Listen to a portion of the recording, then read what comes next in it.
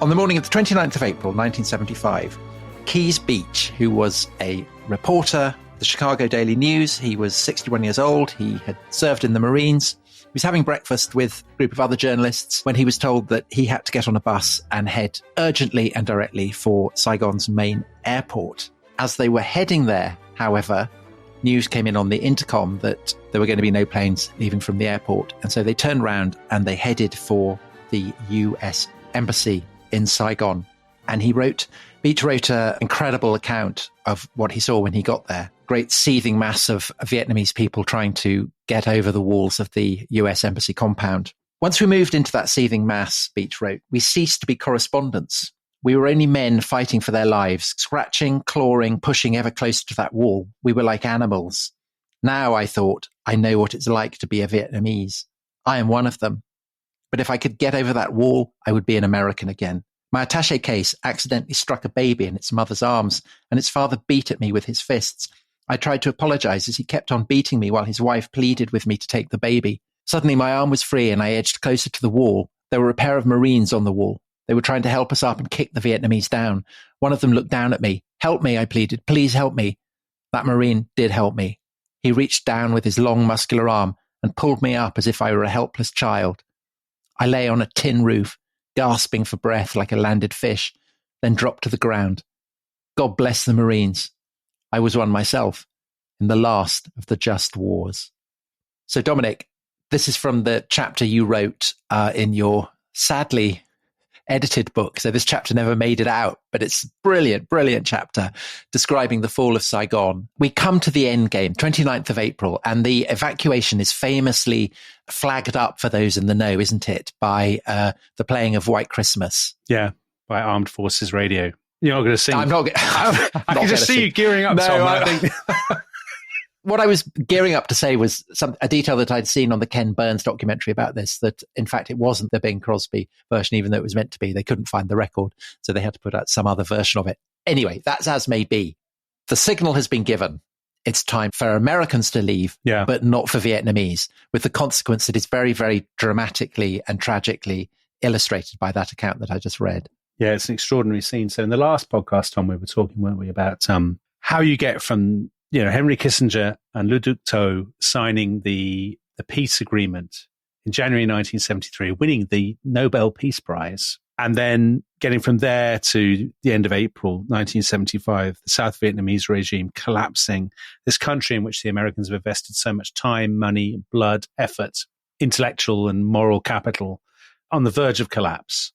And we ended last time by talking about the sort of the disjuncture between the White House, which is saying, get everything ready, get out. We need to do this as quickly and efficiently as possible. That's Gerald Ford and Henry Kissinger, and Ambassador Graham Martin, who has refused really to make preparations because he says that will spark panic in Saigon and will be a betrayal of the Vietnamese. We also talked, didn't we, about how there are 6,000 Americans, but there are up to 1 million Vietnamese who have a reasonable expectation that they're going to be taken out. So as you said, Armed Forces Radio played the song White Christmas. That's about 11 o'clock on the 29th of April. The North Vietnamese final offensive has been underway since dawn.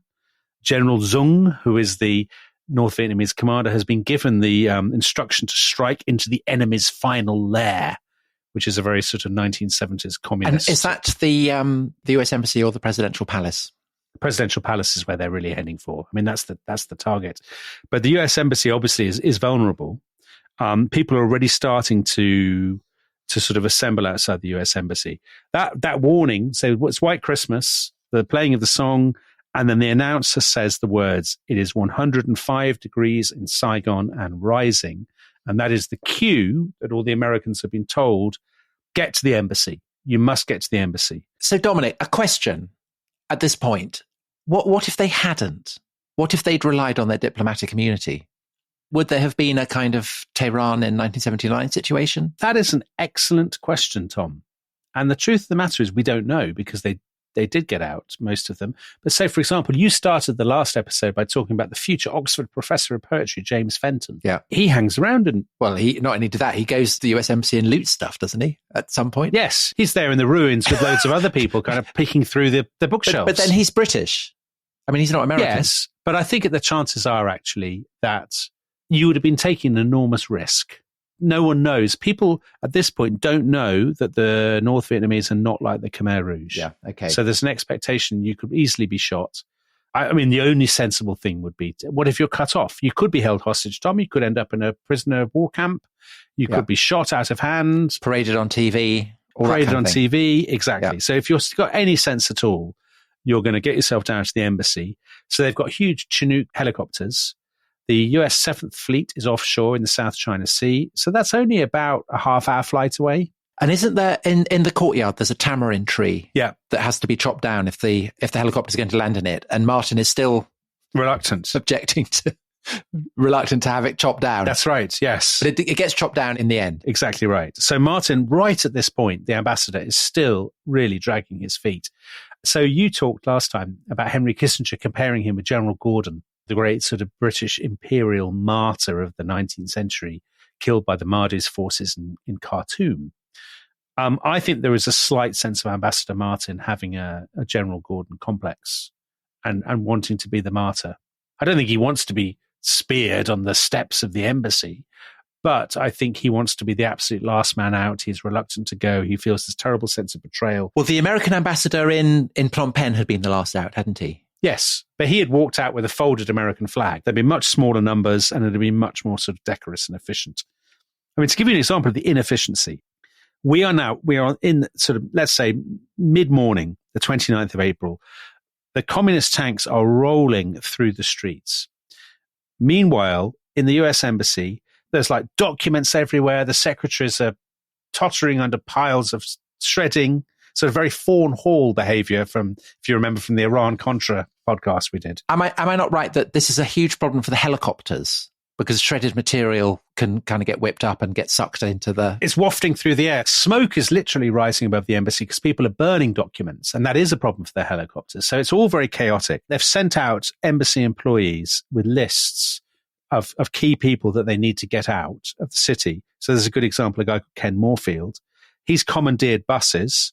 He goes off to buildings in Saigon to pick up people who are waiting. And he tells the story. There's one building called the Brinks Building. So that's where senior American officers had stayed during the American kind of military occupation of Saigon. Moorfield gets there to pick up the people he wants. And there are hundreds of other people who he describes. And he says they're intelligence agents, they are waiters, they are all people who have kind of been complicit, as it were, with the American presence.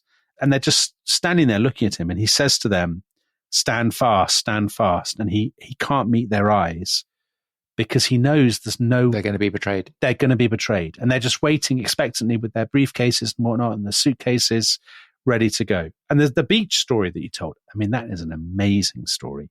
So Keys Beach, if you read the whole story which he wrote in the Chicago Daily News, they set off for the airport, a load of journalists. And as you said, they get turned away. But they're in this bus and there are crowds of Vietnamese beating on the bus the whole time, trying to be let aboard. And Beach describes, he says, there's people from CBS, NBC, all the rest of it, who are normally like mild-mannered, completely kind of Pacific kind of guys who are literally beating back Vietnamese civilians trying to... Well, also, but all the Marines on the wall were kind of smashing people with the butts of their rifles. They are, exactly, yes, beating them in the face. One of his colleagues, Bob Tamarkin, I think his name is, who also wrote for the Chicago Daily News, he describes people pointing their guns at the Vietnamese and shouting, "Get down, you bastard, or I'll blow your head off," all this kind of thing. So it is a horrendous scene. It's actually, I would say, far more chaotic, bloodier, more visceral than even what we saw in Kabul in the fall of Afghanistan to the Taliban. Well, I tell you what it reminds me of, actually, is another British imperial venture, which is the withdrawal from Kabul. 1842. In 1842, yeah. Which was kind of similarly supposed to be, the plans had been laid and they all just fell to pieces. I mean, in the event, it's better for the Americans because they do at least get the Americans out. Yes. All the British get slaughtered except for one doctor and Flashman. Yeah, that's right. The sense in which these episodes kind of echo what had gone before in European imperial history is really interesting, I think. It is. As well as the way in which they prefigure what has happened in American history since Vietnam. It's always because they work as metaphors, don't they, for Western hubris, don't you think? Absolutely. And for the sort of the arrogance of industrialized modernity and of sort of Western civility and all these kinds of things in the face of crisis, that everything collapses. So Keys Beach, that bit you quoted, I always think it's such a revealing line. And I don't think he means this in a pejorative way. I completely understand what he means, where he says, we were like animals. Now I thought, I know what it's like to be Vietnamese. I'm one of them, but if I could get over that wall, I would be an American again. And that sort of sense that the Americans have always thought of themselves as, I mean, frankly, they've always thought of themselves as superior to the Vietnamese. And suddenly, in the face of the crisis, they've all been dragged back. But Dominic, I mean, legally, in the context of a city that's being invaded by people who want to kill everybody, that they might think they are superior because Americans have a legal right to get out. Yeah. Well, I mean, isn't that what he means? Yes, of course. What he means is that if I'm on that side of the wall, I'm an American and I can get on a helicopter. If I'm stuck on this side of the wall, I'm just one of them. Yeah. And I could end up in front of a firing squad or anything. I mean, this is obviously what's in the minds of Henry Kissinger and the people back in Washington who are saying all the Americans must be on this side of the wall, inside the embassy compound, and nobody else is to be let in. And actually, what you get a sense of when you go through the story is that in the White House or in Washington, Kissinger, Ford, all these people are saying, what's going on over there? Because they have no sense of the scale of the catastrophe that is unfolding. And they are also doing it all through an ambassador who's being forced to do it against his will. So you talked about his General Gordon complex. I mean, how do the American, I guess the president, Kissinger, whoever, how do they get Martin out of the embassy and get everybody else out of the embassy? Well, the crazy thing is, Tom, that at 10 o'clock that night, he is still there. The helicopters have been taking off all afternoon. Ambassador Martin is still there. Washington sends him a demand at 10 o'clock that night saying, all Americans must now be evacuated. He is still refusing to go. It's absolutely mind-boggling. He sends back a message that reads as follows: perhaps you can tell me how to make some of these Americans abandon their half-Vietnamese children, or how the president would look if he ordered this. So basically what they do is, at midnight, the Marines order that everybody now must withdraw into an inner compound inside the embassy. So you imagine the embassy is a series of kind of compounds within compounds. So they've gone through to the inner compound. And at 3 o'clock that morning, so the helicopters are landing all the time on the roof. At 3 o'clock that morning, Washington sends a message to say there are going to be 19 more helicopters and Ambassador Martin must be on one of the helicopters. The last one, there's their expectation. But what's happening is as the helicopters are landing, you said the tree had been cut down. They're landing in the kind of car park of the embassy. Yeah. But all the time, because the embassy is under siege from this mob of people, the car park is actually no longer safe for them to land the helicopters. So they say we can only now use the embassy roof, which means they have to use smaller helicopters. So they can't get all the people that they've said they think they can get out, even that small number of people. So there are hundreds of Vietnamese who have got through some of these sort of walls. Checks and things. Yeah. Who are clearly not going to be got out. I mean, that's the absolutely terrifying thing.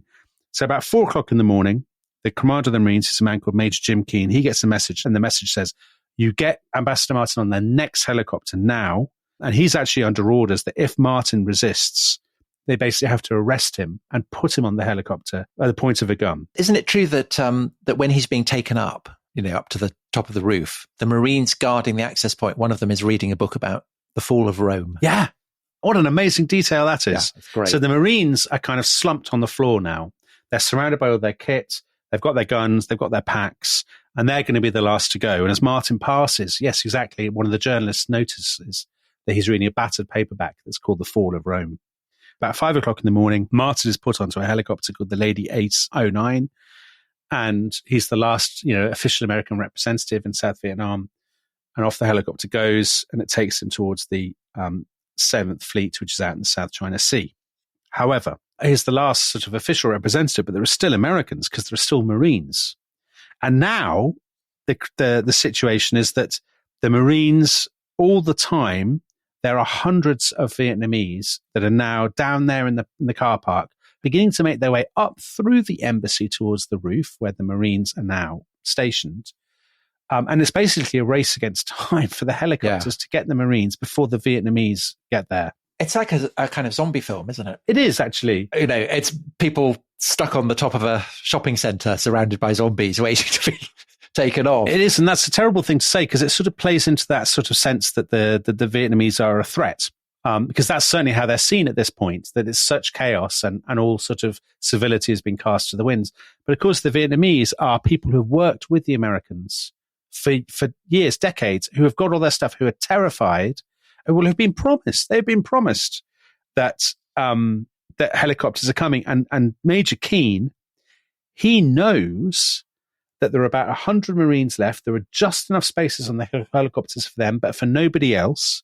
So at about 5:30, he tells his men, everybody up now, we bar the doors, and they actually jam things like air conditioning units in the doorways to block the Vietnamese from getting onto the roof. And that really is, you said like a zombie film. That is the kind of atmosphere. But by now, the Vietnamese have kind of twigged what's happening, right? Yeah, so some of them are going mad. And so you say that they're busy urinating gleefully in the swimming pool. Well, I don't know if gleefully is the right word. I mean, to some extent, some of them have yielded to a kind of... macabre carnival, you say.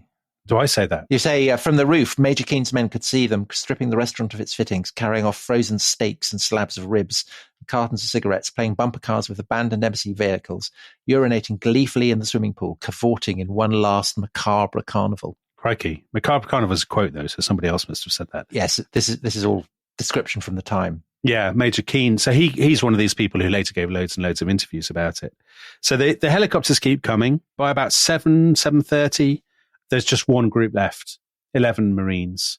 And then, as you'll remember from the Ken Burns documentary that you were saying last time you'd watched, Tom, there's then a delay before the final helicopter comes. So picture the scene. Dawn is breaking, or has broken, over Saigon. A lot of the city is on fire, smoke over the city. There are North Vietnamese troops advancing through the city towards the presidential palace. There's the mob below in the embassy. There are mobs on the streets.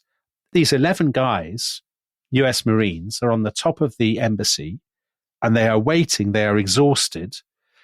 There are various points where people are starting to smash through the windows of the doors onto the embassy roof, and they're having to kind of beat them back or spray them with mace. And they've lost their walkie-talkies, haven't they? So they have no way of communicating. So they don't know if the helicopters are coming for them. And then they're waiting and waiting and waiting. And of course, they think if no helicopter comes, we'll either be lynched by the people in the embassy or we'll be captured by the communists, paraded on TV or shot or who knows. No good option. And they're waiting and waiting. And then basically at 7:53, I think it is, they see one last kind of black dot against the sky, one last helicopter coming back for them. They get aboard the helicopter, and the last thing they do, as the helicopter takes off, I mean, it says so much about the American commitment to Vietnam. The last thing they do before leaving is they throw their tear gas grenades over the side, trying to deter the looters, and then they lift off into the sky and they're gone. It's amazing, isn't it? Because actually, helicopters beating through early morning haze is absolutely the image that kind of dominates the folk tales of Vietnam because of Apocalypse Now and because of this. Yeah. And they blur. So the helicopters in Apocalypse Now are, Ride of the Valkyries destroying, and here they're scuttling and withdrawing. Yes. The chopper had been a sort of the emblematic military technology of the Vietnam War. And so it's almost like a sort of script writer. Yeah. So the beating of the fan kind of blurring into the sound of helicopters moving. I mean, it's kind of, if I shut my eyes and think of Vietnam, that's basically the sound that I hear. Yeah. That and the music of the Doors from Apocalypse Now. This is the end. Those things all being one sort of almost psychedelic kind of trance-like. Yeah. And the fact that they go up on helicopters. But actually, of course, the story doesn't quite end there, at least not for those guys, because they're brought back to the ships. And actually, when you read about, they get off the choppers, and a lot of them are in tears. Bob Tamarkin, who we mentioned, the journalist, he's sitting on a bunk next to a guy called Stuart Harrington, who was a US intelligence officer. And Stuart Harrington says, they lied to us at the very end. They promised. I've never received an order in my life to do something I was ashamed of. If I'd known how it was going to end, I'd have refused the order. And then a lieutenant colonel, I suppose he'd have called himself, butts in and he says to Tamarkin, do you know what you saw? Do you really know what you saw? And the reporter says, I saw the evacuation of the US embassy in the last hours. And this guy says, no, you saw deceit. You saw how he let this country down to the very end. So they're absolutely, the people who've been involved with this, they are absolutely racked by guilt at what has happened. Meanwhile, the North Vietnamese crash through the gates into the presidential palace. I know you were very entertained, Tom, when we were texting each other about this, that the last leader of South Vietnam was called Big Min. It's a good name. It is a good name. You know, Big Min. So I'll tell you something about Big Min. It's like something from Damon Runyon. It is. It is. He's a very Damon Runyon-like character because Big Min, he'd had a couple of goes at being the kind of strongman of South Vietnam, and he'd ended up kind of, the music stopped and he was in the chair. He only had one tooth because all the rest of them had been pulled out by the Japanese in the Second World War. Oh, God. But when he smiled, apparently, he would smile in a way to exhibit his single tooth, to sort of remind you of his courage. Yeah. So Big Min is waiting for the North Vietnamese. The Americans have just gone. The North Vietnamese arrived. And he says, I'm here to surrender power to you. And they say, well, you have no power. You know, there's nothing to surrender. There's no question of you transferring power. Then somebody shoots loads of guns outside and Big Min and his ministers all kind of quail. And the North Vietnamese say, oh, don't worry, you have nothing to fear. This is a moment of joy for our country, all this kind of thing. And Big Min and his guys relax. And the captain or whatever says to Big Min, how's your orchid collection? Big Min was a big orchid collector. Was he?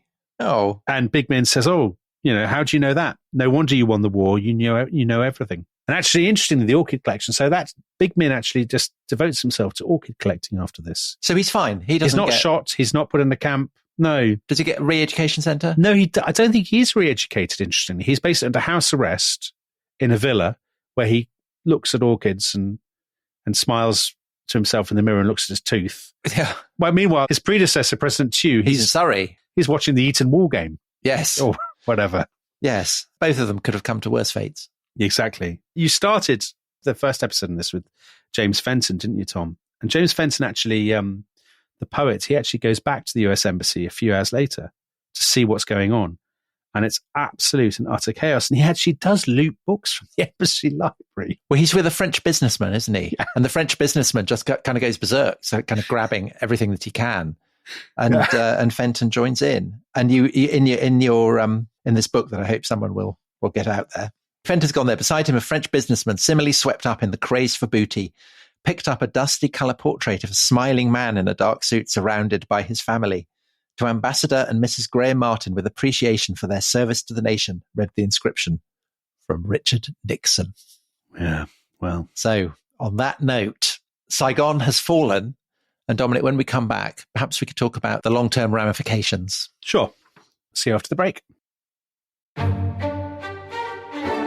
This episode is brought to you by Rocket Money. Tom, we often talk about how to organise our finances. I'm very conscious that I'm paying for a lot of mad subscriptions. And there's one thing that we've talked about often on this show. It's the thing that we probably hate more than any other, and it's a hidden fee. I would love to get my finances under control. There are all these things piling up on our bank statements, and I think I need to fix this problem. I need to sort this out and to stop this. I mean, my finances are so chaotic that I need this app. So I'll tell you what it is. It's called Rocket Money. It's a personal finance app that helps find and cancel your unwanted subscriptions. It monitors your spending and it helps to lower your bills so that you can grow your savings. With Rocket Money, you can track all of your subscriptions and you can easily cancel within the app with just a few taps, saving you time, avoiding charges. And you can also set budgets and goals and get personalized insights and regular reports to track how you're doing. They will even send you real-time alerts for large transactions, upcoming bills, refunds, and even low balances. So let Rocket Money help you reach your financial goals faster. Join at rocketmoney.com/ishistory. That's rocketmoney.com/ishistory. rocketmoney.com/ishistory.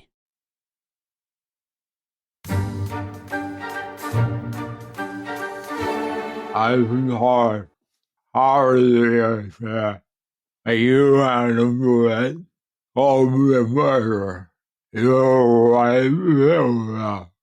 That Dominic Sandbrook was, of course, Marlon Brando in Apocalypse Now, one of a number of films that was made in the wake of the Vietnam War and the fall of Saigon.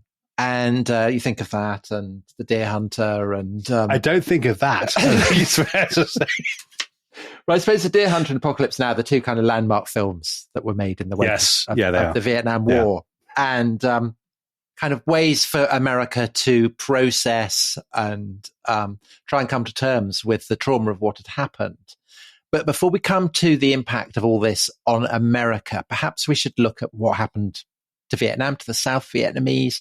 What happens to all, for instance, to all the people who have not managed to escape from the US Embassy? What happens to them? Do they get rounded up? Do they get shot? Do they get re-educated? Do they get away? What happens? So, well, no one has ever introduced a discussion of the fate of South Vietnam with a reading like that. I think it's fair to say. Pretty good. Pretty accurate. But okay, they don't get shot. So this is an interesting thing. It's not Khmer Rouge. No. So I think that's what makes that valuable, that you actually did mention Cambodia in episode 1, because the expectation, I think, at this point is quite apocalyptic, that they will all be killed or that there will be some gigantic purge or whatever. Bloodbath. Yeah, bloodbath. There isn't really a bloodbath. I mean, I'm not saying there's nothing. There undoubtedly are acts of sort of violence and terror. It's actually quite hard to tell because, of course, the people who won that war are still running Vietnam to this day, or at least their ideological descendants. So it's slightly difficult to get a sense of this. But as far as we know, somewhere in the region of 300,000 people were probably sent to re-education camps. You do sometimes see figures that are much higher, so 1 million people. And some of them are there for quite a long time, aren't they? I mean, they're kind of there for decades. Yeah, so some of those re-education camps are probably there for about 20 years. Yeah. But these are not quite like the Khmer Rouge's camps. So the Khmer Rouge's camps, you go in and there's a very good chance you're not coming out again. In these camps, there's a chance that you might go and you'll just have to listen to days and days or weeks and weeks of very boring lectures about communism, and then eventually you'll be let out. On the other hand, a bit like going to a British university. Oh, very good. Very good, Tom. Very good. Yes. Just like going to a British university.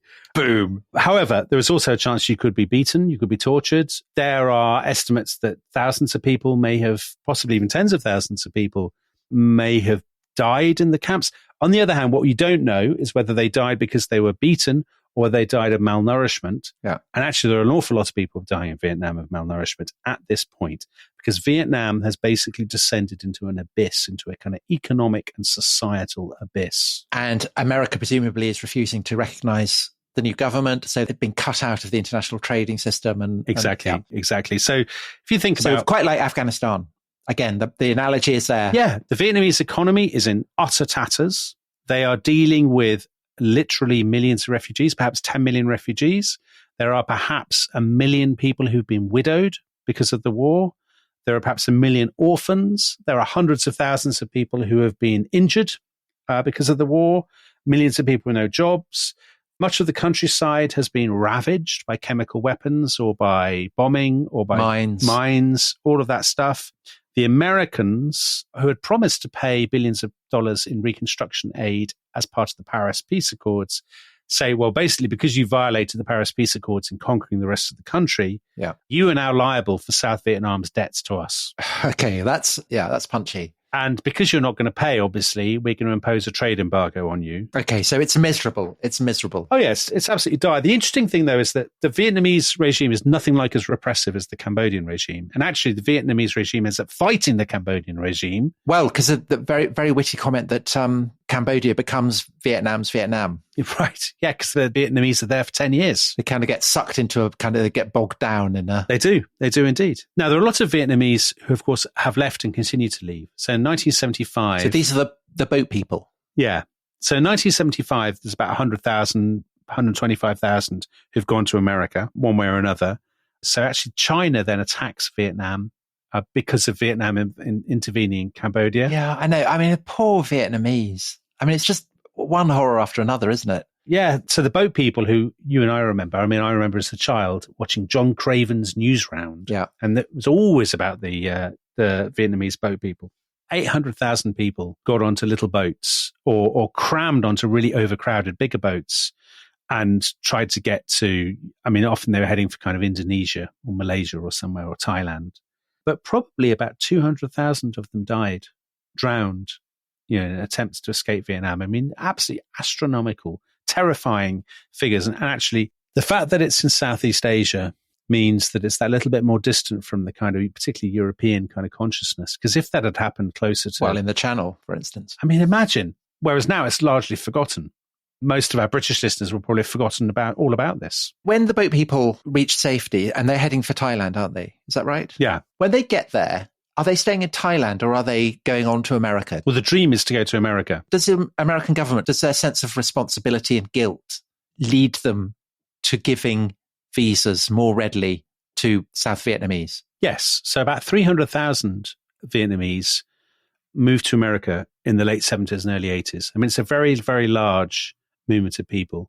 But I think what's interesting is Gerald Ford, Ford went to Congress to get aid for the Vietnamese refugees in 1975. And Congress initially said no, would you believe? And Ford went back again, was really cross about it, and went back again and did manage to get the aid through. But it's actually really remarkable how America is a country that has generally been very welcoming to waves of refugees. I mean, I know we can sort of find things to criticize, but by Western standards, generally, the United States has been very hospitable. By and large, the polls show that people were very, very ambivalent about admitting the Vietnamese. So there were huge sort of little panics about the Vietnamese bringing disease in 1975. In Niceville. Yes. A place called Niceville in Florida, where people turn out not to be very nice. Yeah, Niceville, Florida, exactly. So there's more than 1,000 refugees at Eglin Air Force Base. And 8 out of 10 local people said they didn't want them there. Lots of people say they won't cut their hair, they won't let them buy drinks, they won't do all this sort of thing. I think a lot of that is as a projection. There's a feeling of humiliation, of they're sick of the issue of Vietnam. And actually what's really interesting is they blame... So seeing Vietnamese people... Yeah. Seeing Vietnamese people, it just reminds them of everything they want to forget. Do you think that's it? I think there's that. And I think there's a lot of Americans who blame, at the time, maybe not now, but at the time, their instinct is to blame the South Vietnamese themselves for having lost, for having run away. For having sucked us in, our boys, into this fight. And then our boys lost. It was all terribly corrupt over there. And then the South Vietnamese themselves lost and ran away. We tried to help them, but they didn't want to be helped. All this sort of thing. And there is an ugly side to it. Okay, so that opens up the much broader question of how America kind of synthesizes what has happened. Is it about burying the memory? Is it about going into a kind of cultural national therapy? And of course, there's a very, very broad range of responses to it. So if people, in the government, Kissinger and so on, are traumatized by this. So equally on the anti-war section, the humiliation of Saigon is seen as a, great celebration. People have festivals and things, don't they? It's absolutely mind-boggling to me, actually, this. So at Central Park, New York, on the 11th of May, 1975, plays host to a rally of some 50,000 people, many of whom are anti-war activists who've gathered to celebrate the North Vietnamese victory. And they are the sort of anti-war folk singers and stuff who are singing their old ballads. There are 2 Democratic congresswomen, local Democratic congresswomen, Bella Abzug and Elizabeth Holtzman, Pete Seeger, Paul Simon, people like that. All the lads. It's a really weird thing. A lot of people there are just celebrating. They are delighted that South Vietnam has been defeated. Well, because they would say it's not America that's been defeated, but it's the warmongering militarists who have seized control of America. They would indeed. They absolutely would. And maybe some people listening to this podcast will say that now. I wouldn't want to be one making that argument to somebody who's about to spend 20 years in a re-education camp, who might say, listen, we believed in you and my entire family have been incarcerated and their lives have been blighted by... I think it's not a moment... You could absolutely oppose the war. You could oppose the war with every fiber of your being and still regard the fall of Saigon and South Vietnam as a tragic moment rather than one for celebration, I would have said. Right. But the assumption about Vietnam, it seems to me, has been that it's, for Americans, it's a bit like what the First World War is for the British, that it's a doomed war, a foolish war, shouldn't have been fought. Basically, both sides are as bad as the other. Is that an accurate reflection of the historical reality, do you think? Because, and the reason that I ask is to go back to those echoes of General Gordon. Yeah. General Gordon was a man who was committed to destroying the slave trade. He felt that in taking a stand against the Mahdi. He was on the right side of history, if you want to put it like that. With Vietnam, there are two very ideologically committed groups of people in America who both feel that they're on the right side of history. Those who are opposing the war, those who are supporting the war. When the war finishes, where did those assumptions go? So people on the left and people on the right? Or does it just, because this is very much the impression I get from Apocalypse Now and Deer Hunter, is that ultimately the idea that on either side there was a right side of history completely goes up in smoke, goes up in napalm, you might say. That the whole thing was just a moral catastrophe. Yeah. The Viet Cong, the South Vietnamese, the Marines, everybody was morally compromised. There was no right side of history there. Well, that's a really complicated question. So let's start with the people at the top. So Henry Kissinger is the most obvious one because he's been the person who's been, I suppose, presiding over the war for the last 6 years or so. Kissinger writes a paper at Gerald Ford's request on the lessons of Vietnam. He says we were always on the right side of history.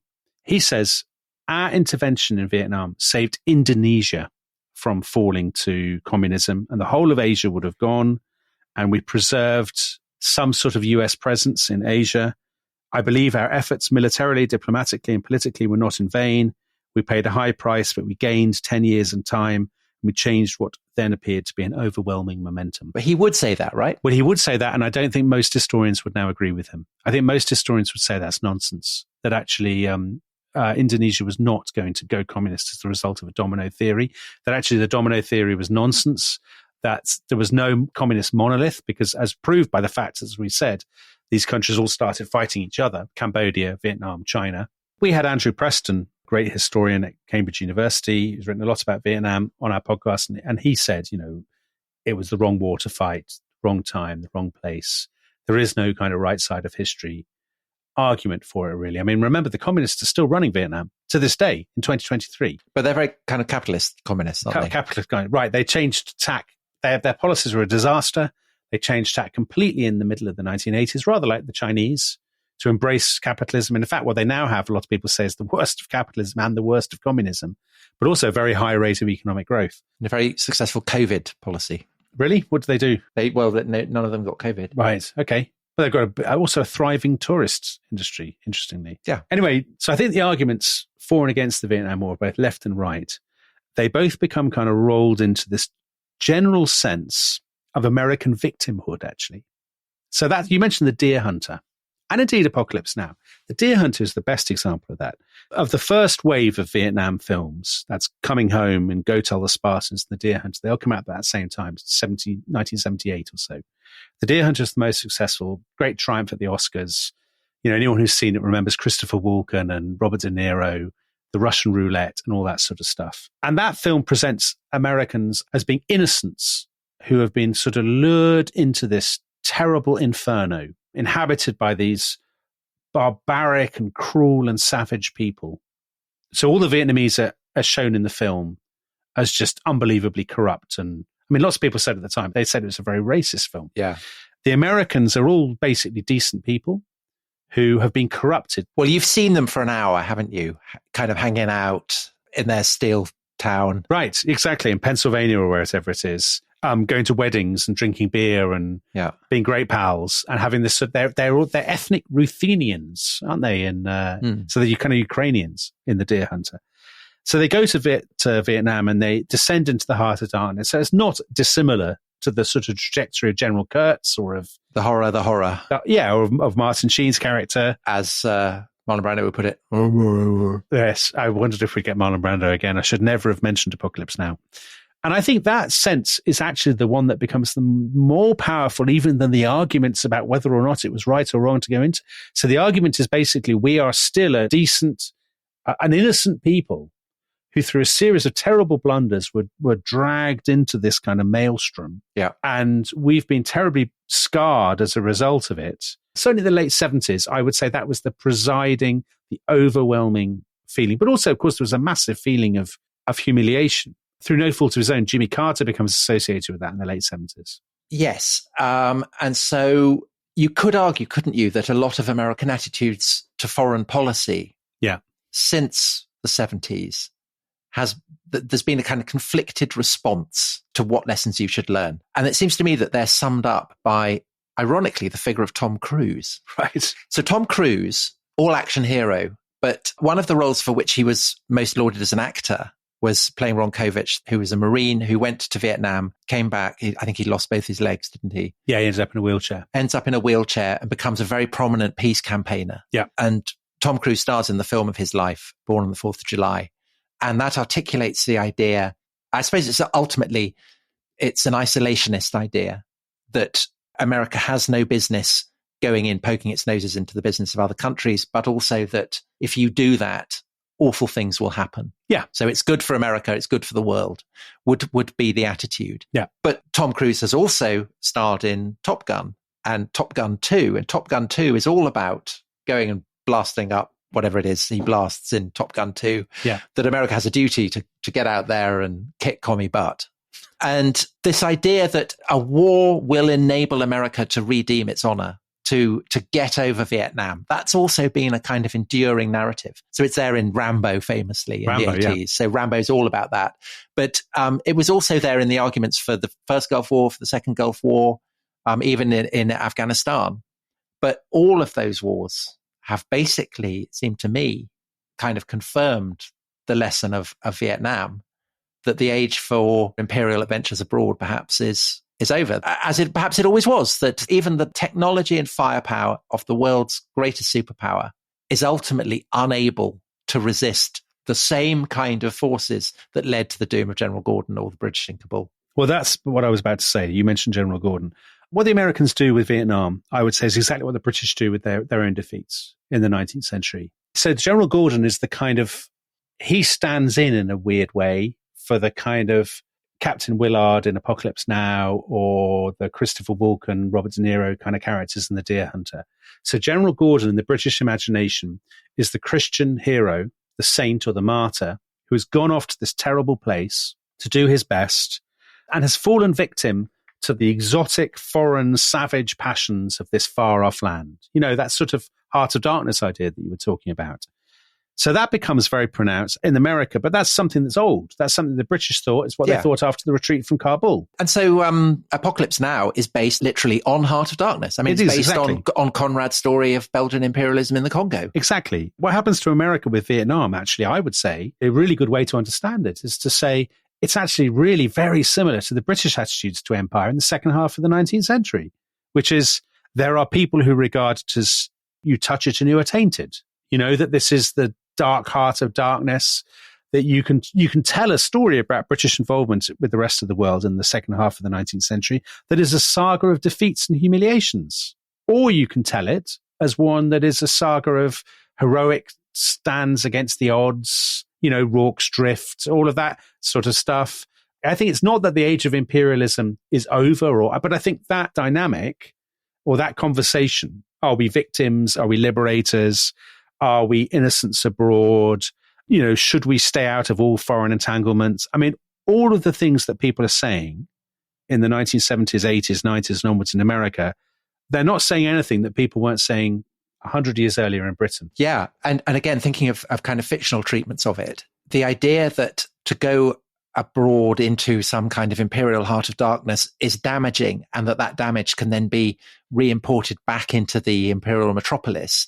So if you think of Taxi Driver, the Robert De Niro character is a damaged veteran. And you think of all the Sherlock Holmes stories where sinister figures from abroad come back and are purloining jewels or have brought people with blowpipes or whatever. Right, yes. It's the same kind of idea, isn't it? Oh, it is, absolutely. Well, I mean, Dr. Watson is an injured veteran. Yeah. Remember, he's got his limp from Afghanistan. But in both cases, it's absolutely about the imperial power. Yeah. It's about the British, it's about the Americans. It's very much not about, you know, the Afghans or the Vietnamese. Agreed. I mean, they're kind of peripheral characters whose role is to embody the heart of darkness. You're absolutely right. So this is the criticism that people made of The Deer Hunter at the time. Apocalypse Now, which is probably the single best known Vietnam War film. Do any Vietnamese characters even speak? No, they just kind of, you know, they're there to be napalmed to the sound of Wagner. I mean, the protagonist and the antagonist are both American. Martin Sheen and Marlon Brando. Although, of course, the Marlon Brando character is also British because he's modelled on Colonel Kurtz. Is Colonel Kurtz British? Maybe he's not. Willard is certainly British. Willard is Marlowe, isn't he? Yeah. So it's a story about American Vietnam that has filtered through the story about the Belgian Congo, written by a British-Polish novelist. I mean, just an extraordinary sort of series of filters. But none of those filters are actually Vietnamese or Congolese. No, exactly right. So we've got loads of American listeners, I know, to The Rest is History, many of whom will have read a lot of the books about by Tim O'Brien or Philip Caputo or whoever about Vietnam, about the Americans in Vietnam. They've seen loads of the films. But actually, when you think of it, how many of those things is there even a named Vietnamese character? I mean, that's the weird thing it's actually even been missing from the two podcasts that we've done, Tom, to a large extent. We've had some Vietnamese characters, but most of our characters have been American. We had what's his name? Big Min. And we had President Thieu with his old Etonian son. But no, it's a really, really interesting. Right. So we haven't quoted from any of the Vietnamese who were outside the compound of the US Embassy trying to get in. No, we haven't. And Ken Burns does that to an extent in his film, doesn't he? He has a few. Yeah, he does. A few Vietnamese interviewees. Well, he has Viet Cong. He has South Vietnamese. Yeah, he does. He does. He absolutely does. And I think there's much more, actually, in Vietnam historiography more generally, I think in the last 10 years or so, there's been a much bigger move to incorporate. To decenter. Well, I mean, but the funny thing is, Vietnam is the center. Well, to decenter the American. Right, to decenter the American experience. But on so where I think it works with America, and I think the ultimate effect is actually, I think, to me, as a non-American, one of the interesting things about American politics since, let's say, the 1970s is that it's become, I would argue, more overtly nationalistic and less internationalistic, if you know what I mean. So for Eisenhower, Truman, Kennedy, whoever, or Nixon, in fact, they saw America as the leader of a Cold War alliance. And America's place in the world was enormously important to them. And I think what has obviously become more and more pronounced in the last 20, 30 years, exemplified by Donald Trump and his America First stuff, is the sort of shining city on a hill that is not necessarily open to the rest of the world. Well, and Trump didn't go to Vietnam. No, he didn't go to Vietnam. He had a bony spur in his foot or something. He did. And do you want to know what Trump said about Vietnam? I remember what he said about McCain, that he preferred his heroes not to have been taken prisoner. He said he had his own personal Vietnam. He said, we had our own Vietnam. It's called the dating game. Did you know this? He said dating was perilous because of the risk of sexually transmitted diseases. I've been so lucky. It's my own personal Vietnam. I feel like a great and very brave soldier. And the interesting thing about that, of course, is that it did Trump no harm whatsoever. No, it didn't. I think because the Vietnam War, for a lot of people, is ancient history now. One person we did do a podcast about very recently, Ronald Reagan, he gave a speech in 1980 that's probably largely forgotten now, but he argued that Vietnam was the right war, a noble cause. And that did him no harm at all. I think a lot of Americans wanted to hear. Don't forget, a lot of Americans always supported the war. Though they might have had sort of mixed feelings about it and not been terribly happy about it. Pollsters often used to say there's only one thing that Americans hate more than the Vietnam War, and that's the anti-war movement. So I think Americans always had conflicted feelings about Vietnam. And actually, one of the things that Reagan offered was an opportunity to put Vietnam behind them. And with things like people often said about things like the invasion of Grenada. I mean, it's such a sideshow by comparison.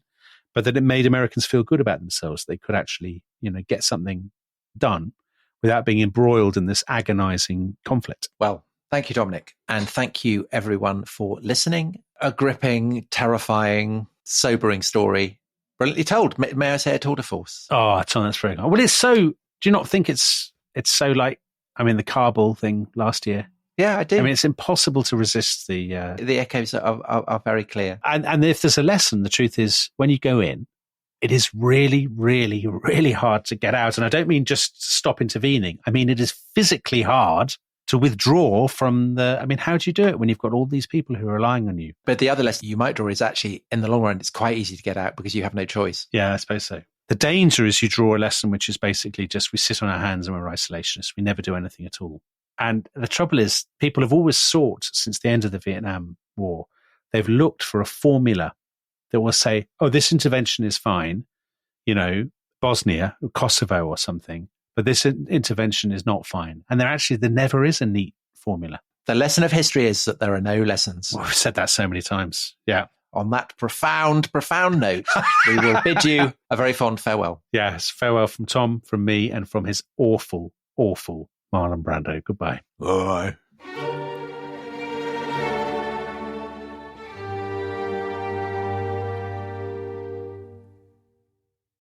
Thanks for listening to The Rest is History.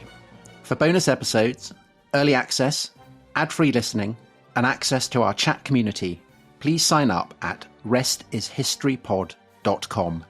That's restishistorypod.com.